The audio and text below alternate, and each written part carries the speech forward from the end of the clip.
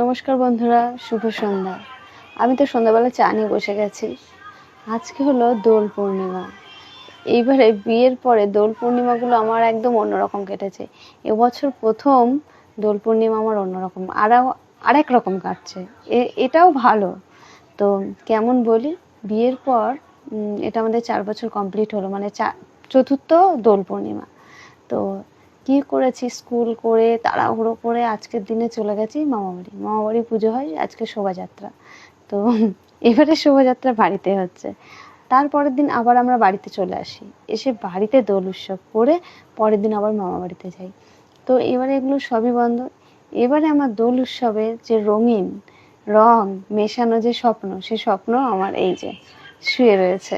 হ্যাঁ, তো আমার দোল উৎসব বেশ ভালোই কাটছে। ঘরে বসে বসে নতুন নতুন অভিজ্ঞতা, প্রত্যেকটা দিন নতুন কোনো কোনো কিছু জিনিসের সম্মুখীন হচ্ছি নতুনভাবে।